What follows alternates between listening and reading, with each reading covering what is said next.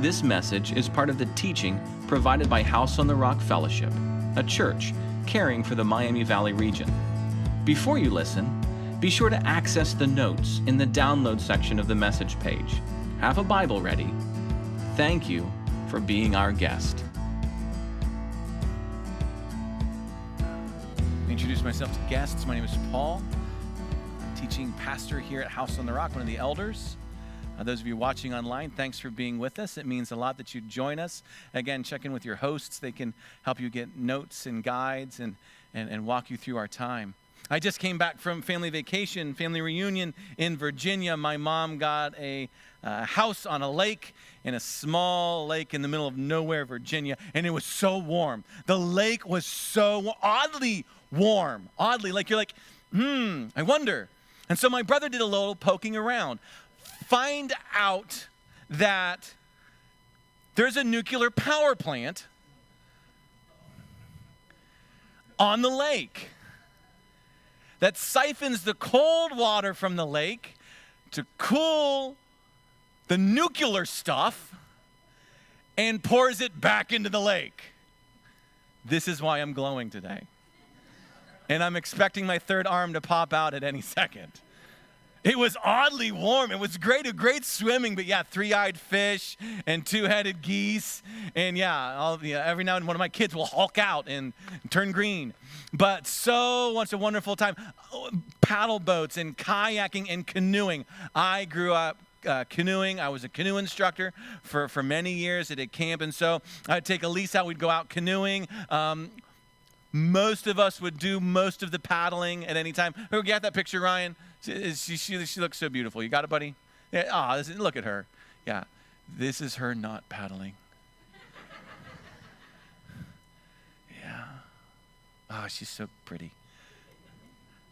And I took the boys out each in turn. Jackson came out with me once, and Aiden and Lucas. And Aiden and Lucas, I had them go in the stern, the back part of the boat, okay? The stern is the back because when your parents are stern with you, they smack your back. When you bow forwards, okay? That's okay. When you can't tandem canoe, everyone's a little responsible for steering. It's just common knowledge. If you don't do a lot of canoeing, it can be a little frustrating because you can do a little bit with the paddle and the canoe can just go all over the place. I was perfectly content to let my sons experience that joy.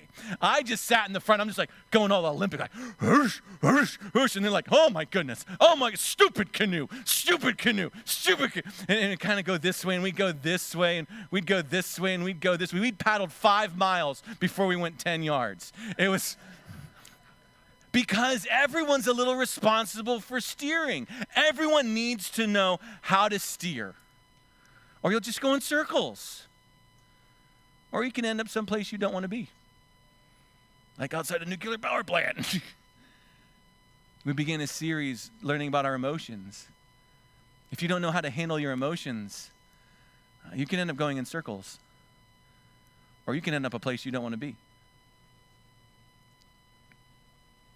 Beginning of the month, I took us to Psalm 42 where the poet writes, "Why, O my soul, are you so downcast?" He has enough sense. She has enough wisdom to ask herself, why do I feel the way I feel right now? We learned about reflection and expressing our emotions, the priority of directing those emotions back towards God and letting it become a teachable moment for others.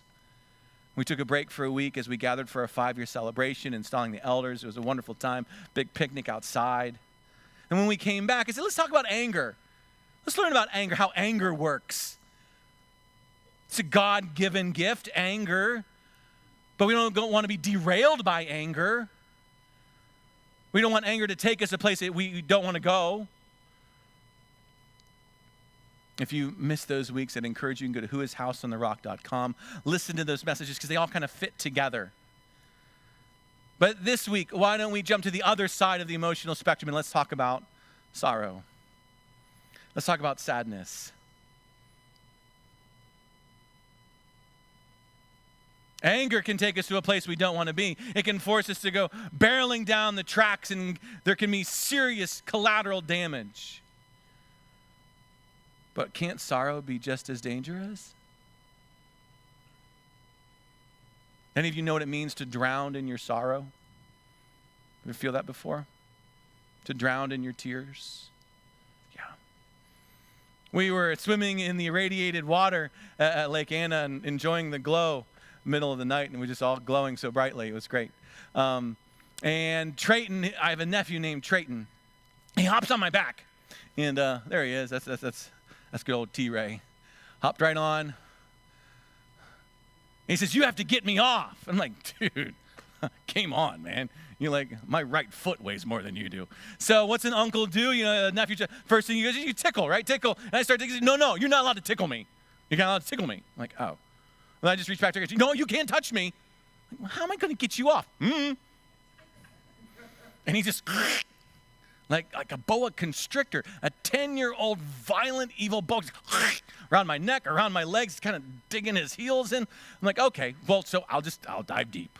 I'll just go down, right? And I'll just wait him out. I'll just breathe in all the air. I go down, and I'm just floating on the bottom. All of a sudden, I feel him release, but he takes my T-shirt and squeezes it so it gets in here, and he's breathing up here. And I'm like, oh. So I come back up, and I hear him chuckle.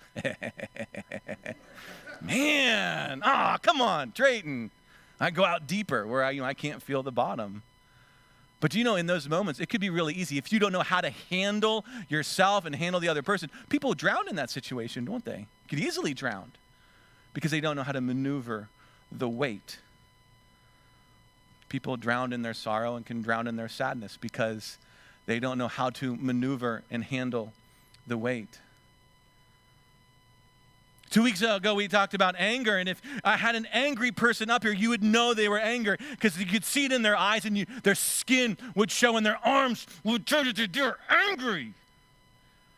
And if I put next to them a sorrowful person, a sad person, you would tell the difference between the two, wouldn't you?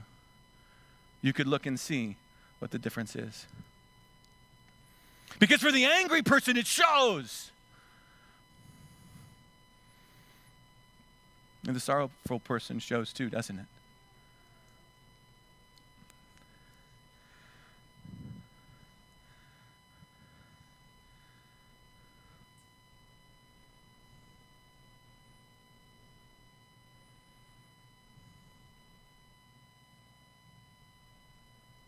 But we don't know what to do with sadness.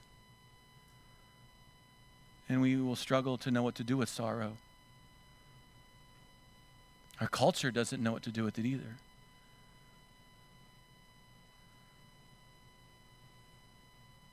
And sometimes we lose many a good people because they drowned in it. And maybe you're drowning in it today.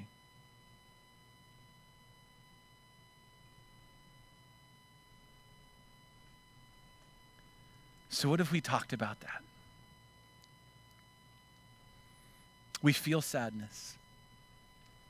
Mature, godly people feel sorrow. But this is what I've learned, and this is what I believe. People with lives on track aren't derailed by sorrow. Let's write that down this morning. If you're watching online, would you write that down too? They feel it. They experience it. They weep. They cry. But they aren't going to be derailed by it. They're not going to go off the rails because of it. They're not derailed by sorrow. 3 months ago, I was in a place where I go for a prayer, for silence, for solitude, a retreat center. There's a little cottage there, and one day a month I'll go there just to kind of center myself, to seek God, to read Scripture, to pray for our church family, and to look for direction. I was wrestling with the idea of vision. I want to see things the way God sees things.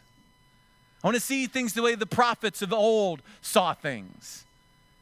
And so I was going through the Old Testament. I was reading their words and their works, and there was an amazing connection. It wasn't just that they saw things the way God saw things. They felt things the way God would feel things, and they would feel for God. They felt for God's grief and God's sadness. And so I began to see this connection. Wow, to see things the way God sees things, I need to learn to feel things the way God feels things. This is my problem. Me and feelings don't do so good. They don't. I have them. I have them deeply. I have them richly. When I weep, I can weep. When I'm disgusted, I am disgusted. When I laugh, I laugh. So I began to, I need to do something about emotions and feelings. And so I do what, I went to the Bible. I said, okay, how does God feel things? And so I went through the gospel and I began to catalog Jesus in his emotions. And every time there was a passage where Jesus felt something, I logged it. All right, this is what he was feeling. This is what was going on. This is how Jesus responded. Okay? Went through the gospel story. This is what Jesus felt. This is what was going on. This is as a result how Jesus responded. Went through the whole gospel story.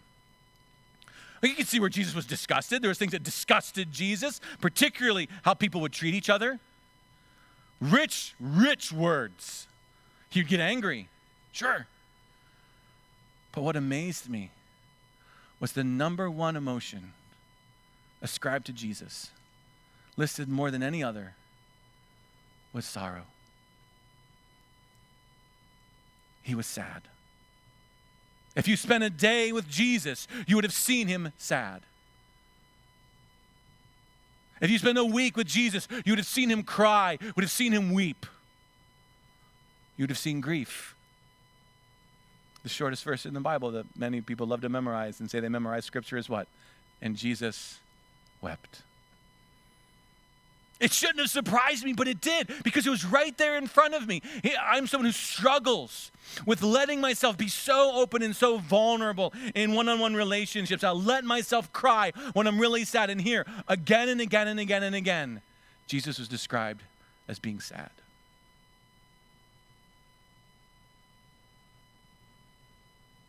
In fact, a beautiful prophetic passage about the Messiah spoke of this very thing. Isaiah the prophet in Isaiah 53, he had these words to say. Listen, I'm reading for you. This is Isaiah 53, 3-4. He, speaking of the Messiah, Jesus, was despised and rejected by men, a man of sorrows and acquainted with grief. And as one from whom men hide their faces, he was despised, and we esteemed him not. Surely he has borne our griefs and carried our sorrows, yet we esteemed him stricken, smitten by God, and afflicted. He was sad. He was despised. He was misunderstood. Jesus was rejected, and he felt it. He was despised, and he felt it. A man of sorrows who carried our grief. But it didn't derail him. He wasn't paralyzed by sorrow or drowned in his tears. So I want to take you to a place where I think Jesus was probably his most sorrowful, most grief-stricken, and see if there's things that we can kind of gather and glean from him, because I know you've been to those places. I know you are in those places. I've been with you in those places. But let's see what kept Jesus on track. This is in Mark chapter 14, verses 32 through 42. I'd encourage you, open up your Bibles, find that yourself. Mark chapter 14. If you're following online, the verses will come up. Ryan will bring them up for you. Mark 14. I'm going to start reading in verse 32. I'm going to read down through 42, and then I'll go back, kind of make some observations, and maybe we'll write down some things together.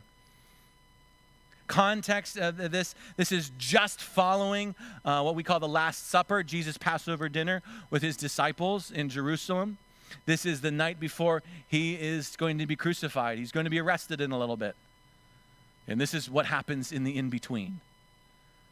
So maybe you can imagine there's a lot of emotions at play. Mark chapter 14, let me start reading in verse 32.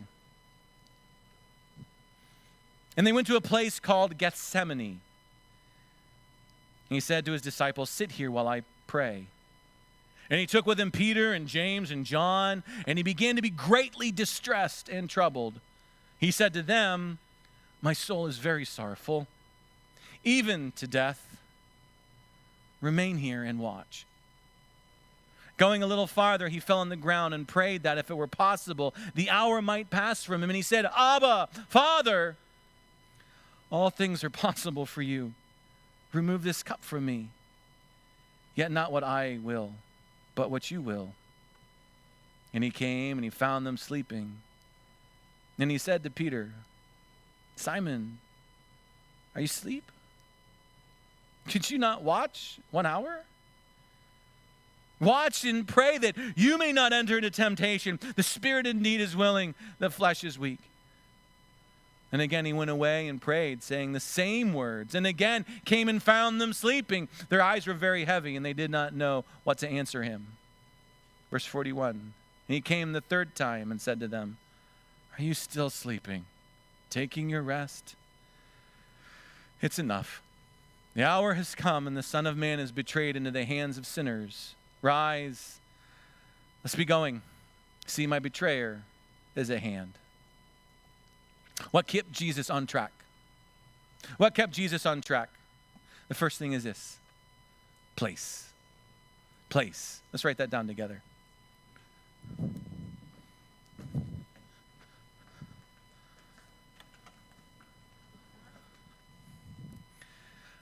On the eastern hills outside of the city of Jerusalem is an olive orchard. It's with the term Gethsemane there. And Jesus says that Jesus went to Gethsemane. It's an olive orchard. In fact, it's believed that some of those trees are witness trees that go all the way back to the time of Christ. Olive trees grow slow, grow hard, live a long time. And this was a very frequent place for Jesus to go. Whenever he was ministering in the area, he and his team would camp out there, stay there, would not stay in the city. When Jesus needed to get away from the hustle and bustle of ministry, he went to the garden. When Jesus needed to get away from the people, he went to this olive orchard. Jesus understood place. It was a place of healing. It was a place for prayer. It was an intentional place. Jesus went there with purpose. It was silent. It was protected from the busyness of life. It was a place where inner work was to be done. It was a place that fostered attention. Let me give you an example. We stopped in Lexington, Virginia, on our way through to where we were going to be in Lake Anna. Lexington is the home of Stonewall Jackson. And I'm teaching the boys, walking through a biography of Stonewall this summer, and we got to see his house, where he lived, saw where he was buried. I went to the park afterwards, and they have what's called a natural bridge. It's 215 feet high. It's massive. The picture does absolutely no justice whatsoever. You come down the steps and you come down the sidewalk and you come around this bend, and there it is. And you don't talk. You don't speak. It's visually overwhelming, the size and the scope of it. You see Miss Elise there. She's getting ready to take pictures. Lucas and Jackson are sitting on the bench. Aiden's getting ready to walk up and hit Lucas's hat off of him, because that's what brothers do. But you can see the benches because you go there and you sit, and you are in this space, a space that commands attention. And you don't talk. You let it swallow you up. You sit there. Jesus was mindful of place. He didn't stay in the upper room. He didn't hang out in the city that was celebrating Passover. He got himself to a place where inner work could be done. Do you have place? Not a place where you run from troubles. A place where you run to work through the grief and the pain and the hardship. Winnie the Pooh had its thinking place. Think, think, think, think, think, think, think, think, think. Jesus had a feeling place. And what we will find is that if you are not intentionally finding place to work in and with sorrow and grief, it will come out on its own, and it will come out in the wrong place at the wrong time. Jesus had place. Secondly, Jesus had people. He had his peeps.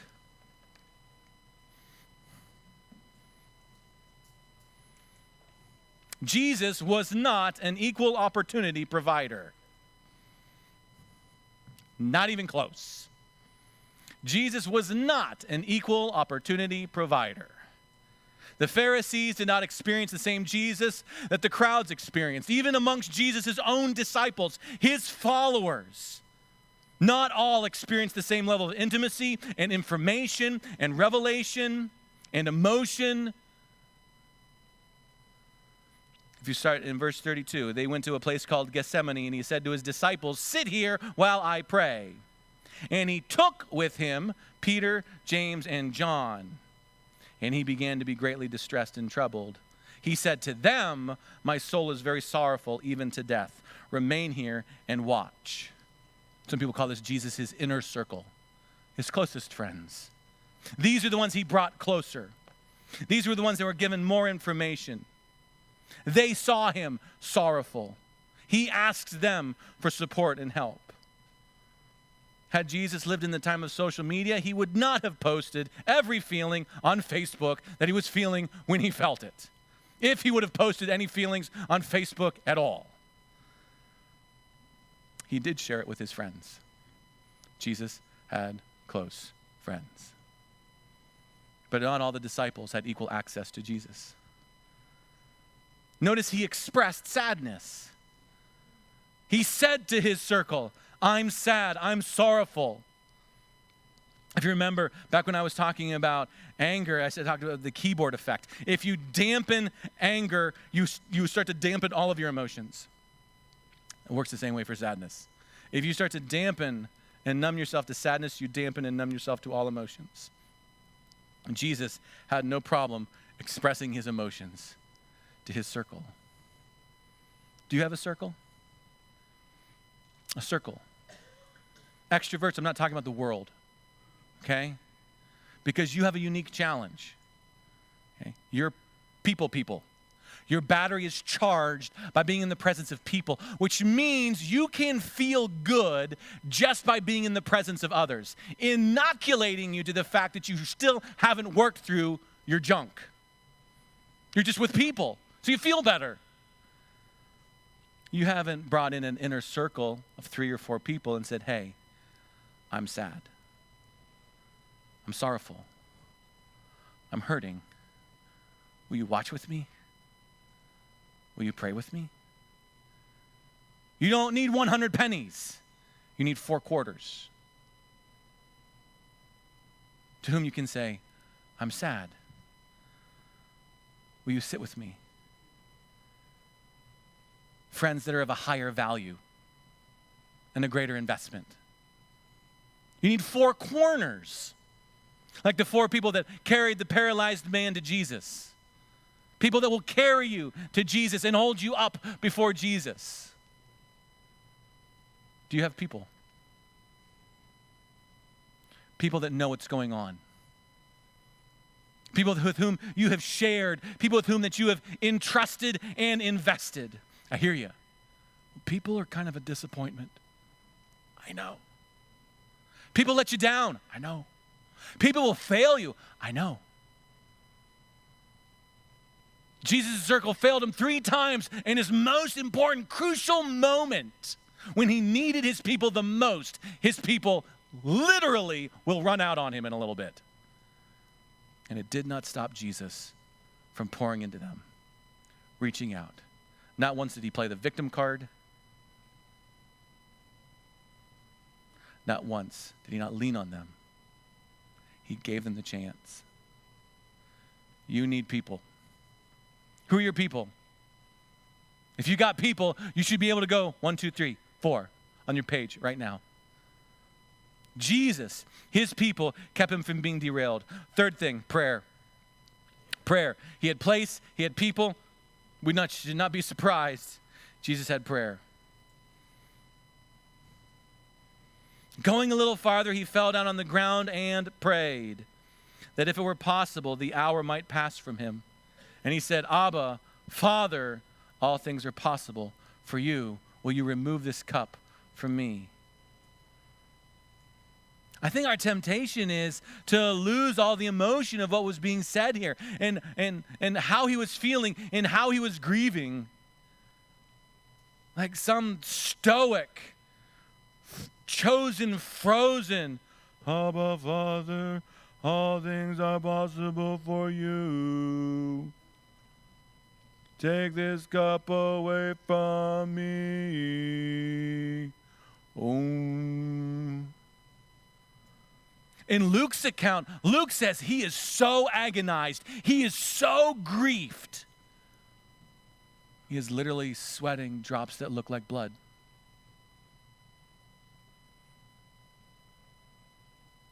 Last year, as we were learning to walk in a world in pandemic and what that meant, some people started to ask the questions, not what's God's place in this, but what's the Christian's place in a pandemic? You know, like we've gone through pandemics before. The world's gone through pandemics quite regularly, actually. What's the Christian's place? What does the Christian bring to the table when the world is so unilaterally and universally grief-stricken? A lot of us really got this one wrong.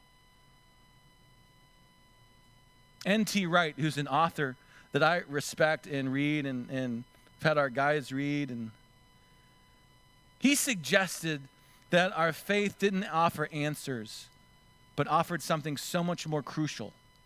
And you're like, well, what could be more important than answers? Have a listen to what Tom said. This is an article that he sent into the London Times. Rationalists, including Christian rationalists, want explanations. Romantics, including Christian romantics, want to be given a sigh of relief. But perhaps what we need more than either is to recover the biblical tradition of lament. Lament is what happens when people ask why and don't get an answer. It's where we get to when we move beyond our self-centered worry about sins and failings and look more broadly at the suffering of the world. It's bad enough facing a pandemic in New York City or London. What about a crowded refugee camp on a Greek island? Or what about Gaza? Or what about the South Sudan? It's at this point, he says, the Psalms, the Bible's own hymn book, come back into their own, just when some churches seem to have given them up. He quotes some. "Be gracious to me, Lord," says the 6th Psalm, "for I am languishing. O Lord, heal me, for my bones are shaking with terror." "Why do you stand far off, O Lord?" asks the 10th Psalm plaintively. "Why do you hide yourself in time of trouble?" And so it goes. "How long, O Lord, will you forget me? Forever?" Psalm 13. And all the more terrifying because Jesus himself quoted in his agony on the cross, Psalm 22, my God, why have you forsaken me?" Tom continues. Yes, these poems often come into the light by the end with a fresh sense of God's presence and hope, not to explain the trouble, but to provide reassurance within it. But sometimes they go the other way. Psalm 89 starts off by celebrating God's goodness and promises, and then suddenly switches to declare that it's all gone horribly wrong. Psalm 88 starts in misery and ends in more darkness. Quoting, "You've caused friend and neighbor to shun me. My companions are in darkness." A word for our self-isolated times. He ends with this. It's no part of the Christian vocation to be able to explain what's happening and why. In fact, it's part of the Christian vocation not to be able to explain and to lament instead.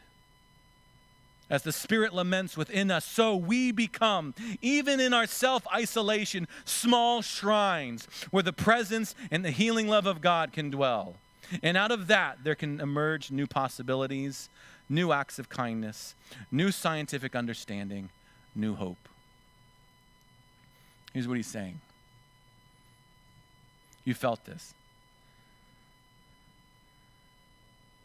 If I tell you the answer, does it make your pain go away? He's in a better place. Do you feel better? No.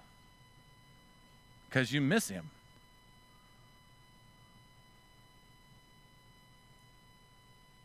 The world doesn't need an answer. The world needs to know what to do with what they're feeling. Let me illustrate. How many of you know what coffee cup Christianity is? How many of you have a coffee cup at home that has a little verse on it? Little pithy, fun little phrase. A little, right? It's beautiful. Maybe it's your favorite cup. I'm not dissing your coffee cup. I'm not dissing coffee. I'm just saying some of us think what we need when we're crying is for you to come up and quote a little verse for me, and that makes me feel better. They give you a coffee cup verse. God works all things out for the good. I'm gonna. We can do all things through Christ.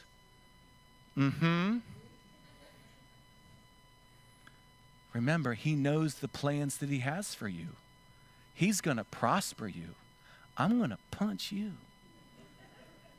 God makes all things beautiful in his time. My favorite one, God helps those that help themselves. That's not even in the Bible.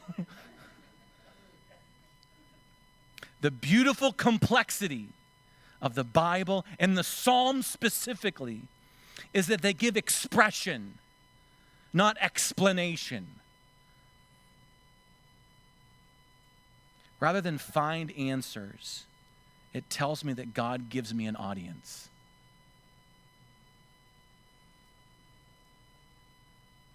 He joins me when I cry. A passage from Habakkuk, when everything was really bad. Though the fig tree should not blossom and no fruit be on the vines, the produce of the olive fail and the fields yield no food. Though the flock be cut off from the fold and there be no herd in the stalls, yet I will rejoice in the Lord.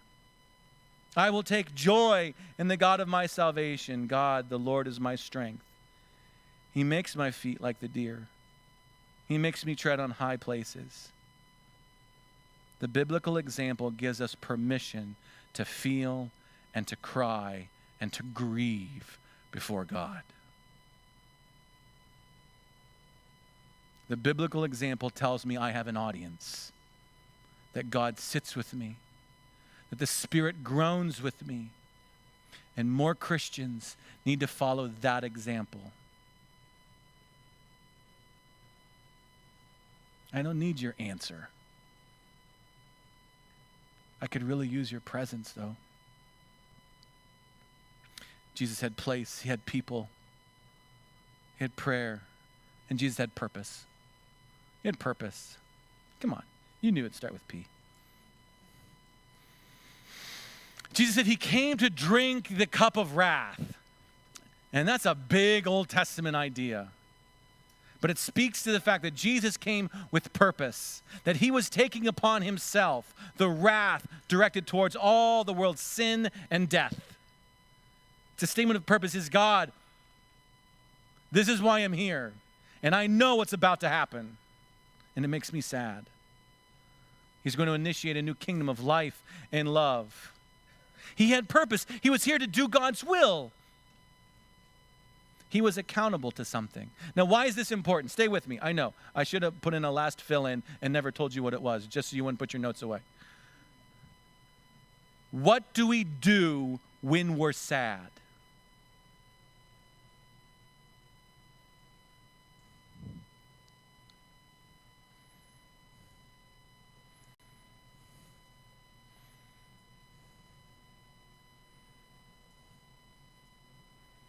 Our habit is to not do anything. I'm not saying that's wrong, but you can get stuck in that place. Jesus was sad, but he still had his purpose. He knew what he was to be doing. In fact, it was his purpose that solicited the sadness within him. Because we're in a culture where if you're sad, then something must be wrong with you. So you need to make the sadness go away because everything's good when you're happy. And happy is what you want. You need to be happy. Jesus needed to be sad. He needed to be sorrowful. He was standing on the front lines of a new kingdom movement. He's about to engage with sin and death at the very primal level. There is no other right response but sadness. Sadness didn't mean that Jesus was in the wrong place. It meant Jesus was in the right place. What is your purpose? You might be spinning your wheels in sorrow because you've forgotten it, or you never found out what it was.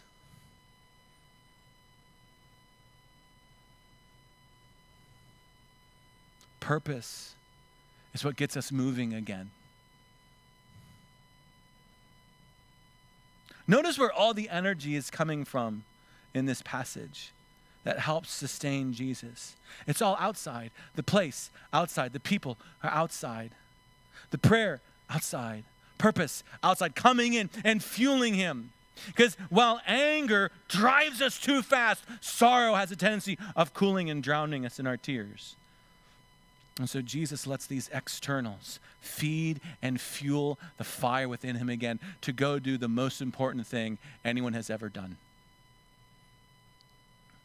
Now, as we tie this up, let me say a few things. Let's avoid these things. Avoid, number one, alcohol, okay? And this is the part where I'm actually going to preach. Everything else was just information.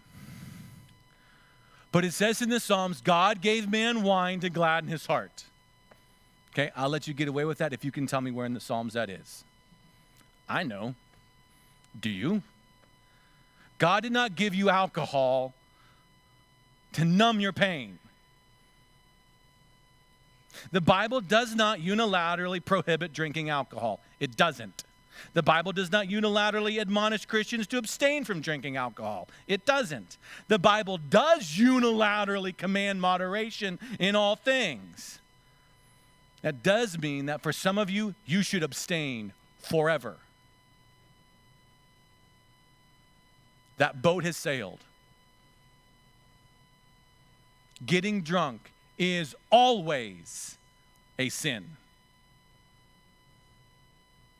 Getting buzzed is always a sin. Some Christians just, then I don't want anything to do with it, and that's great. I completely respect that. And I respect your interpretation. I think that's an appropriate application for some people. But if you have been drunk in the last 30 days, you should probably stop drinking for a while. If you've gotten buzzed in the last 30 days, you should probably stop drinking for a while.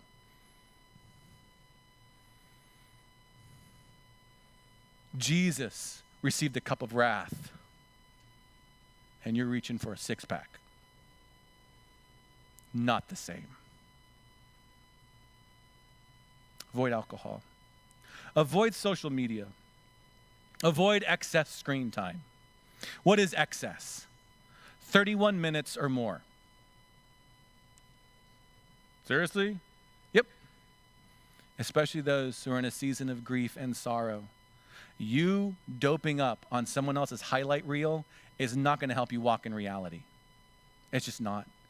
In fact, the screen's going to do the opposite. It's going to make the grief more palpable and the sorrow feel even worse. So my challenge to you, and everyone should do this. Take out your smartphone, social media, apps, 30 minutes, and have the phone shut down. Well, what if I want more than 30 minutes? Well, you should call up your four corners or your four quarters and actually invest in a human being and let them invest in you. Just saying. You in the middle of the night doing this and not helping anybody. Not when God's inviting you to work through your sorrow and your sadness. And the third thing to avoid, please, is avoid avoiding. Avoid avoiding. You're not fine. Stop telling me you are. You're not a good liar. I can see it on your face every time. and so can your spouse, and so can your kids. Why not do what Jesus did for those who are around him? He let them see someone in grief, someone in sadness, who is dependent on the presence of God and his friendship with others to get through it. So if you tell me you're fine, I'm going to punch you in the face. I won't. But you'll know I know you're lying. Guys, real quick, just for the guys, okay? Jesus was a carpenter. Blue collar, artisan, hands calloused, gruff, knew how to work, knew how to laugh, knew how to good time, had friends, and he knew how to cry. I'm just saying.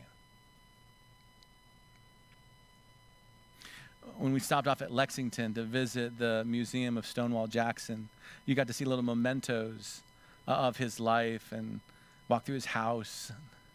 At one display, they had little locks of hair. It was common practice back then that he would cut off a lock of hair for her, and she would do the same for him when they were going to be far apart. And the kids saw that, and they're like, that is wrong. That's gross. That's kind of freaky. And then mom's like, I have a lock of your hair in your baby book. That's wrong. That's like, well, why would you do that? Because I love you. And I want to keep you close. So I keep it in my book. There's a similar passage in Psalm 56. God, you have kept count of my tossings. Put my tears in a bottle. Are they not in your book? God didn't stop the tears. He didn't ignore the tears. He got close enough to count them, to keep them, to hold them.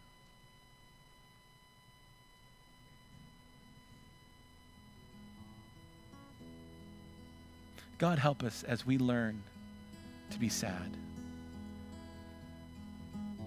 and help the world be sad. His will be done here on earth as it is in heaven. Thank you for sharing your time with us, and we'd love for the journey to continue. If you're a guest, would you consider reaching out to us? We would love to come alongside and encourage you in any way that we can. If you're someone who's joined us today and you are desperately reaching to find hope wherever you can, again, Jesus came that we would find hope.